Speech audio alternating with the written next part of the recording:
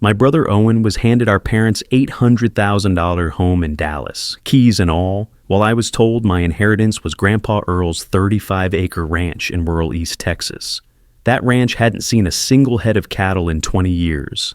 The house was a modern two-story in Plano, sitting in a neighborhood where the HOA fees cost more than most people's monthly rent. The ranch was nothing but cracked earth, rusted fencing, and a barn that looked like a strong wind would knock it flat. I'll never forget how my wife Nicole reacted when I showed her the deed. She stared at that piece of paper like it was a death sentence, her real estate agent brain already calculating the market value of absolutely nothing. "Cole, I married a man with ambition, not a broke rancher sitting on worthless dirt," she said, her voice sharp enough to cut steel. The irony was already beautiful. My wife, the real estate expert, was about to appraise me as worthless while I was literally sitting on a fortune she couldn't see. But I didn't know that yet. Then she packed her designer luggage and walked out the front door of our apartment. Watching her leave hurt worse than any job site injury I'd ever taken. But you know what they say about pain? Sometimes it's just your body telling you something's broken that needed fixing anyway. I felt stripped down to nothing. My family's respect, my marriage, and whatever dignity I thought I had. The only logical move was to drive out to Tyler County and sell that land for whatever scraps I could get.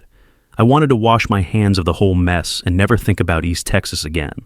But when I met the land surveyor and saw his geological report, my entire world flipped upside down. What he found buried beneath that Texas soil didn't just change my bank account. It changed everything I thought I knew about my family, about Grandpa Earl, and about my own worth. And let me tell you, watching the people who dismissed me come crawling back was sweeter than anything money could buy. Growing up, love in our house was measured by the way my parents looked at my brother Owen. He was their golden boy from day one. Owen had the charm, the college degree from SMU, the clean fingernails, and all the approval that came with it. He was the kind of son parents bragged about at church functions and neighborhood barbecues, the one they'd introduce as our successful boy in insurance. When Owen walked into a room, Mom and Dad would light up like he'd just struck oil. When I walked in covered in concrete dust from a demolition job, I got a polite nod and maybe a reminder to shower before dinner. I was the one who fixed their plumbing when it burst at midnight, moved their furniture when they redecorated, and showed up when they needed heavy lifting done. But I was never the one who made them proud. That difference followed us into adulthood like a shadow that never got shorter. Owen became a successful commercial insurance broker, some say. Dallas. He wore expensive suits, drove a spotless silver BMW, and had clients who treated him like he held the keys to their financial kingdom. His office had floor-to-ceiling windows overlooking downtown, and he'd post photos on social media of himself shaking hands with corporate executives. "Look at Owen networking with the Fortune 500, Mom would say, showing his latest LinkedIn post to anyone who'd listen. He's really making something of himself." I took a different path. I operated heavy equipment, bulldozers, excavators, concrete breakers, moving from construction site to construction site across the Dallas-Fort Worth area. My hands were permanently stained with hydraulic fluid and dirt, but I could tear down a building or move a mountain of earth with surgical precision.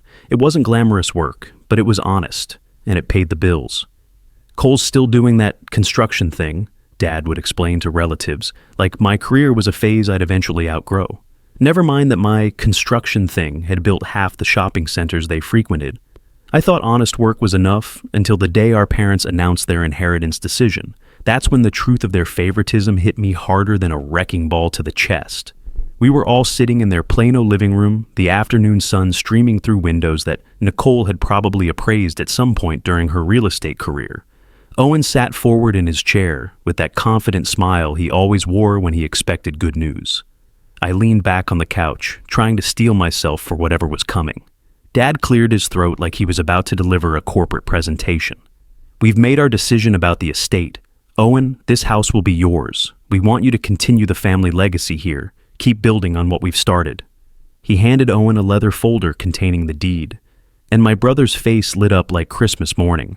Mom reached over and hugged him, her voice thick with pride. "You'll take such good care of this place. We know you'll make it even better than we have." I sat there in the silence, waiting for my turn, hoping for some sign that I mattered too. You know that feeling when you're waiting for the other shoe to drop, but you're still hoping maybe this time it'll land softly? Yeah, that was me. Dad turned toward me and pulled another folder from the coffee table, sliding it across like he was dealing cards at a poker game where I was already all in and losing. Cole, you'll inherit Grandpa Earl's ranch in Tyler County, 35 acres. It's not much by today's standards, but it's solid land. He always said he wanted you to have it. I opened the folder to find a black and white deed to property I hadn't set foot on since I was 12 years old.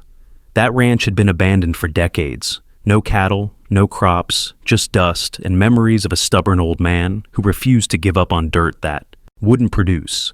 My stomach dropped as Owen clutched his folder, already mentally redecorating the master bedroom and probably calculating property tax deductions. It wasn't jealousy over the money that ate at me, it was the message. My parents had given Owen the symbol of success and stability while handing me what felt like a consolation prize wrapped in barbed wire. The beautiful thing about that moment, though I didn't know it yet, was that my parents had just made the biggest financial mistake of their lives. They'd given away millions to keep hundreds of thousands. When Nicole and I got home that evening, she didn't even try to hide her disgust. She dropped her purse on our kitchen counter and stared at me like I'd just told her we were moving to Mars. Her real estate training was kicking in, and I could practically see the market analysis running through her head. Are you kidding me, Cole? Your brother gets an $800,000 house in Plano, and we're supposed to celebrate inheriting dead land in the middle of nowhere? I tried to stay calm, though my jaw was clenched tight enough to crack teeth. It's 35 acres, Nicole. Land has value. We can sell it, maybe get enough to put a down payment on something decent. She shook her head, her perfectly styled blonde hair catching the kitchen light. This was Nicole in full real estate mode, and she was about to deliver a professional assessment that would haunt her for the rest of her life. Land has value when it produces something, Cole.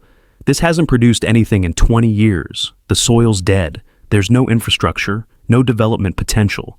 Do you honestly expect me to become a rancher's wife in some backwater Texas town?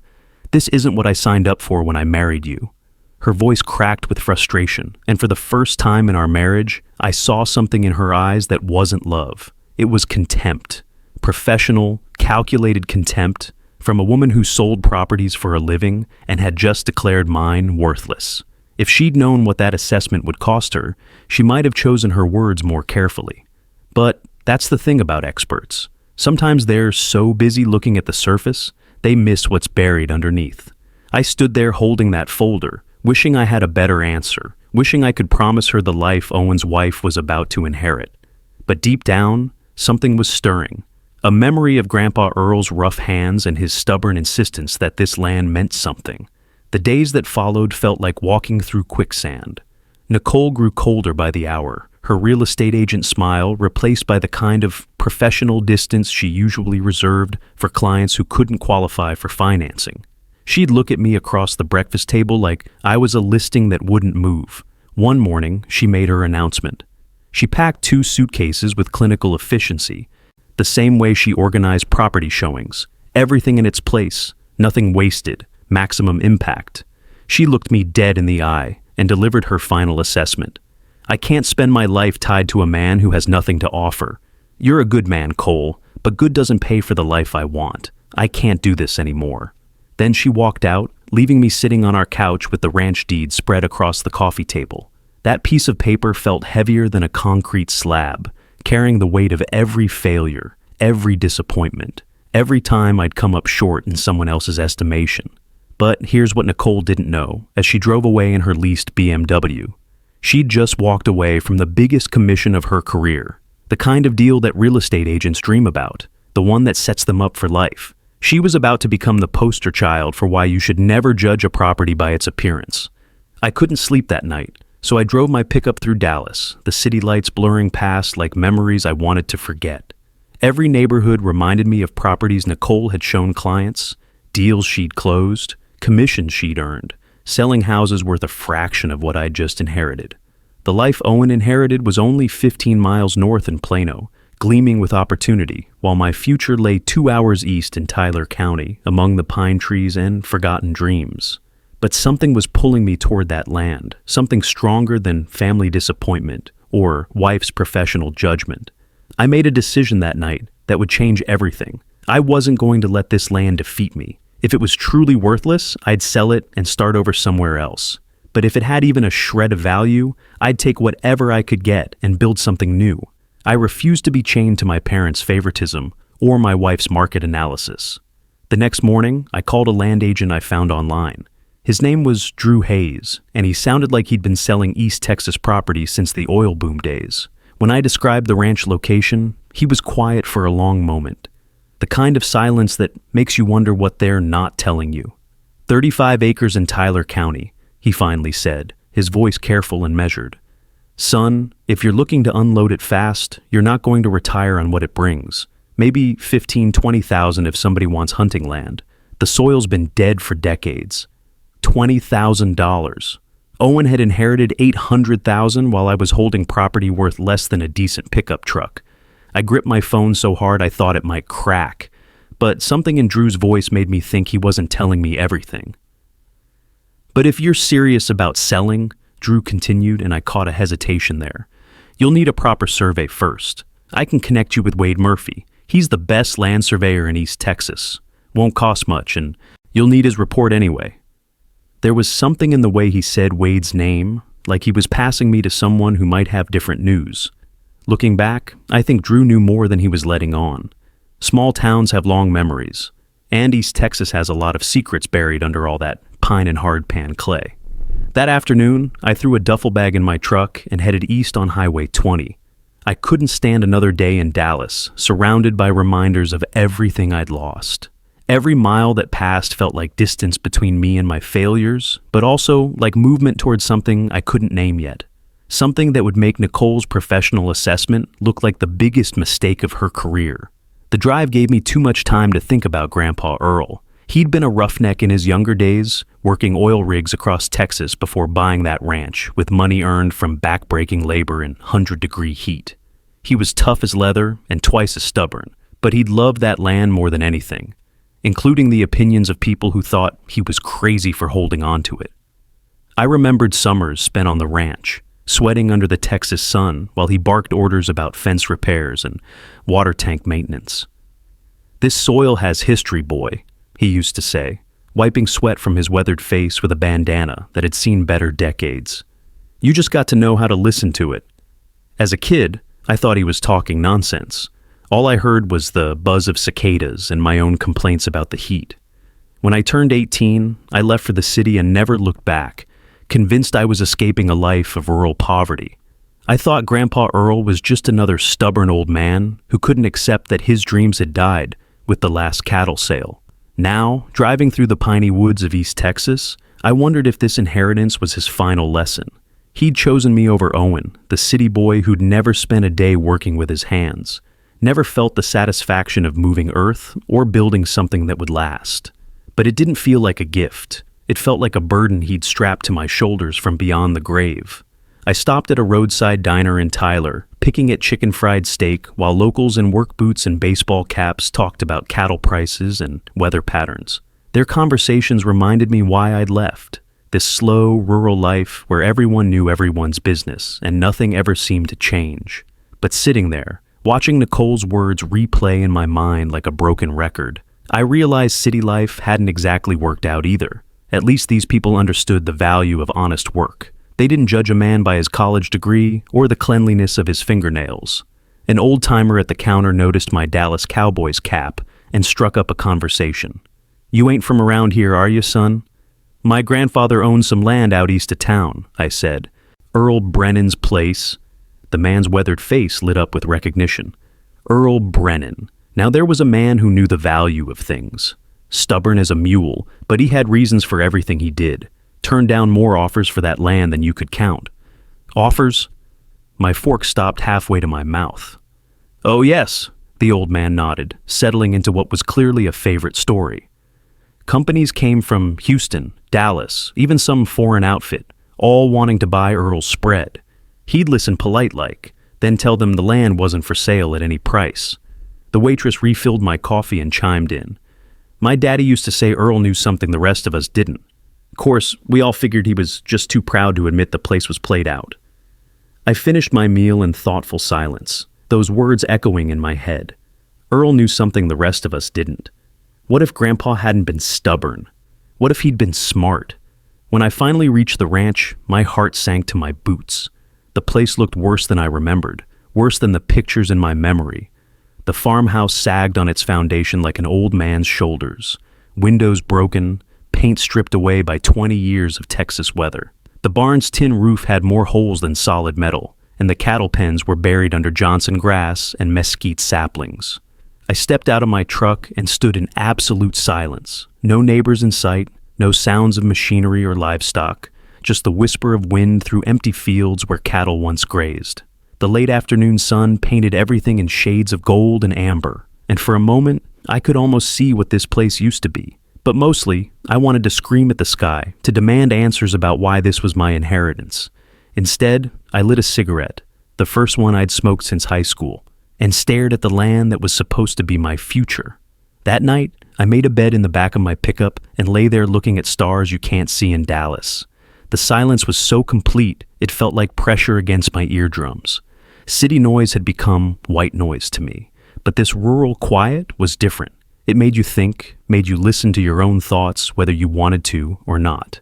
I thought about Nicole, probably already updating her dating profiles and explaining to friends why she'd left her husband. I thought about Owen settling into his new house and calculating how much equity he could pull out for renovations. I thought about my parents, satisfied that they'd handled their estate planning responsibly. None of them understood what Grandpa Earl had been trying to tell me all those years ago. Hell, I didn't understand it either, but lying there under that vast Texas sky, I was starting to think there might be more to this inheritance than met the eye. The next morning, Wade Murphy pulled up in a dust-covered Ford F-250 that had seen as many miles as its owner had seen years. His survey equipment rattled in the bed like tools in a contractor's truck. Functional, well-used, serious business gear. He was a man in his 50s, sun-beaten and straightforward, the kind of guy who'd probably surveyed half of East Texas over the years and had stories about every mile of it. When he climbed out of his truck and walked toward me, there was something in his step that suggested he knew more about this land than I did. "You're Cole Brennan," he said, shaking my hand with a grip that could crack walnuts. "Earl's grandson. I remember your granddad. Toughest old coot in Tyler County. Wouldn't sell this place no matter who came asking, and believe me, plenty came asking." There it was again, that hint that Grandpa Earl had been holding on to something valuable. I nodded, uncomfortable with the memory, but curious about what Wade might know. "Well, I'm not him," I said. "I need to know what this land is worth so I can sell it and move on with my life." Wade studied me for a long moment, his eyes taking in my work boots, my calloused hands, the way I stood like a man who knew how to use tools. "We'll see what you're sitting on here," he said finally, giving a slow nod that suggested he had his own theories about what that might be. He spent the morning walking the property boundaries, driving stakes into hard earth with the precision of a man who'd done this thousands of times. I followed at a distance, my boots crunching on dried grass, feeling like a stranger on land that technically belonged to me but felt like it belonged to ghosts. Wade worked methodically, taking soil samples every 50 yards, making notes on a clipboard that never left his side. But what caught my attention was how much time he spent near the old drilling site, where Grandpa had tried to dig a water well decades ago. Most surveyors would have given that area a quick look and moved on. Wade collected multiple samples from that spot, sealing them in labeled containers with the precision of a crime scene investigator. "This is interesting," he muttered, more to himself than to me, crouching down to examine soil that looked like every other patch of dirt on the property. "Interesting how?" I asked, but he just shook his head and continued working. "You know how some people have a way of making you nervous without saying anything threatening? That was Wade Murphy, not because he was dangerous, but because he knew something I didn't, and he wasn't ready to share it yet. As the hours passed, Wade's expression grew more serious. He spent extra time measuring elevations, checking his instruments, rechecking readings like he couldn't believe what they were telling him, when he pulled out what looked like a metal detector and started sweeping the ground near the old drilling site. I knew this wasn't a standard property survey anymore. "What exactly are you looking for?" I asked. Wade straightened up, wiping sweat from his forehead with the back of his hand. "Your granddad ever tell you why he drilled that well where he did?" I figured he was looking for water. "Maybe," Wade said, but his tone suggested that water wasn't what Earl had been after. Thing is, there's a spring about 200 yards northeast that would have been easier to reach, but Earl chose this spot specifically. Always wondered why. By afternoon, Wade had covered every acre of the property. When he finally packed his equipment, there was something different about his demeanor, like a poker player who'd just been dealt a royal flush but was trying not to let it show. "I'll run these samples through the lab and check the county records," he said, loading his truck with unusual care. "Give me 3 days, and I'll have a complete geological survey for you. Then you'll know exactly what you're dealing with." The way he said, "exactly what you're dealing with," made my pulse quicken. This wasn't the tone of a man about to deliver bad news about worthless dirt. That night, I built a fire in the old farmhouse fireplace and sat in Grandpa Earl's rocking chair, staring into flames that danced like they were trying to tell me secrets. The house creaked with every gust of wind, and I could hear mice scurrying in the walls, but for the first time since inheriting this place, the silence didn't feel oppressive. It felt expectant. My phone buzzed with a text from Owen. "Heard you went to play farmer. Mom and Dad are worried you're having some kind of breakdown. Come home when you're ready to be realistic." I stared at that message for a long time before deleting it without responding. Owen's definition of realistic had always been narrow. College degree, clean office, predictable income. He'd never understood that some of the most valuable things in this world came from dirt under your fingernails and sweat on your brow. The next morning brought a call from Nicole that I almost didn't answer. Her voice had that careful, professional tone she used with difficult clients.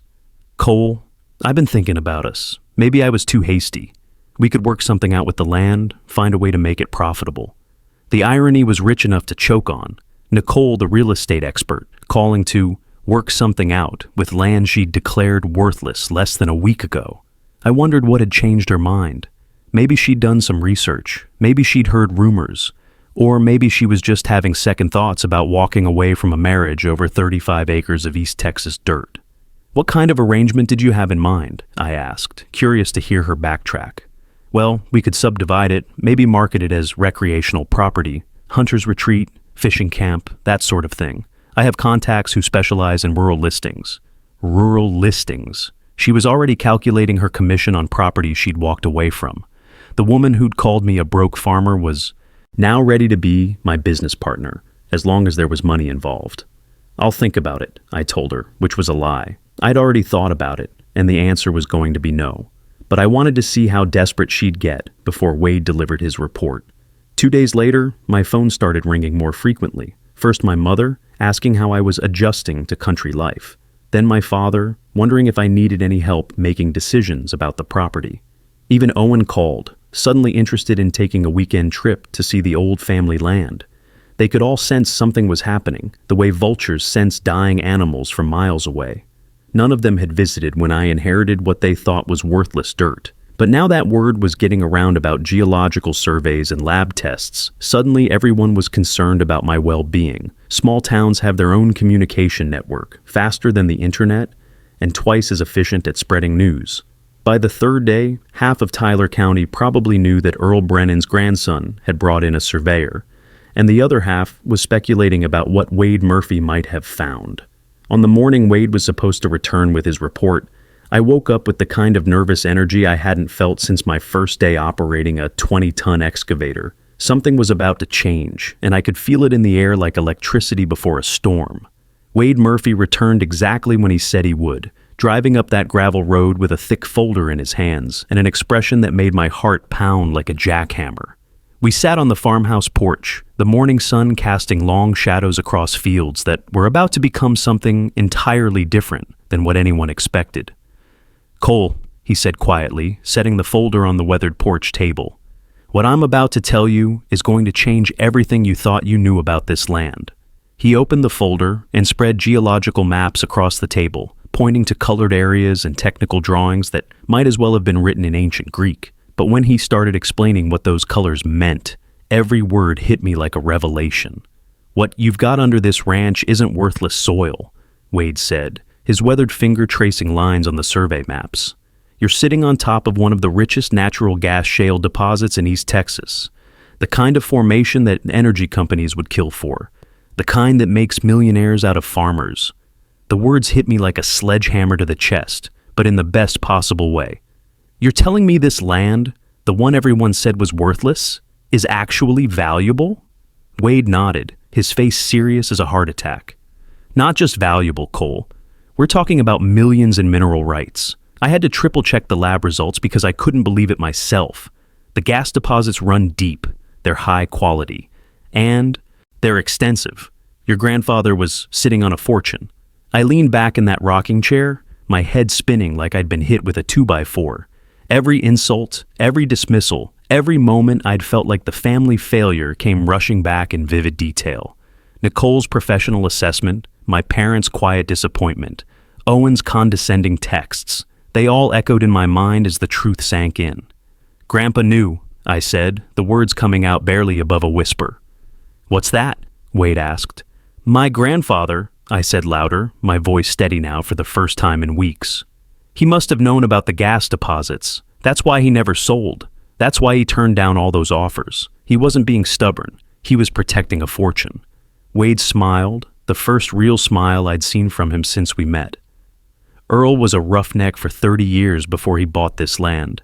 He knew geology better than most college boys with degrees. He saw something here that nobody else understood, and he was smart enough to keep his mouth shut about it. The weight of that realization settled on me like warm sunshine. My entire life, I'd believed I was the forgotten son, the disappointment, the one who never measured up to Owen's clean fingernailed success. But Grandpa Earl had chosen me for a reason. He'd seen something in me that my parents missed, something worth more than all their suburban dreams combined. I stood up and walked to the edge of the porch, looking out at fields that suddenly looked completely different.